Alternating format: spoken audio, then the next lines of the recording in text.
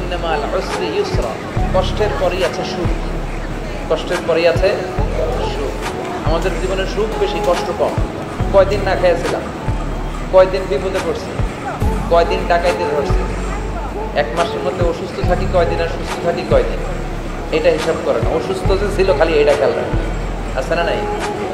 তার মানে ইন্না মা'আল উসরি ইউসরা, দুঃখের পরে আছে সুখ, মোটিভেশন, প্রাণটা আবার উদ্বেলিত হয়ে ওঠে। তাই তো আসলে তো দুঃখের পরে সুখ। এজন্য কষ্ট যখন পাবেন, অসুস্থ যখন হবেন, ওইখানেও আনন্দ করবেন, কারণ সামনে আরাম আসতেছে। সুবহানাল্লাহ পড়ে।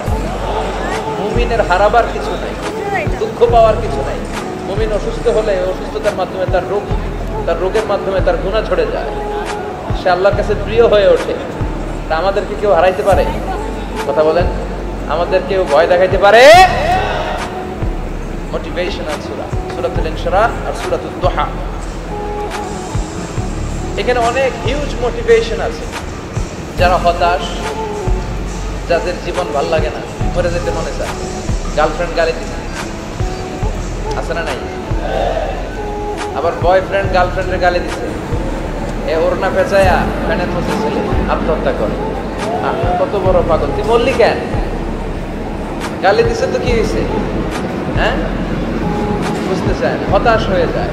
আর বয়স কম তো খিচড়ে পাকা, অল্পতে কাবু হয়ে যায়।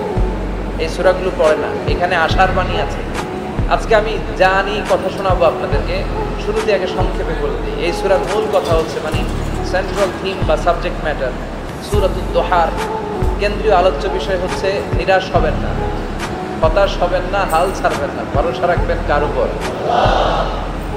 মুমিনরা নিরাশ হয়, হতাশ হয়, হাল ছাড়ে নাকি ভরসা রাখে?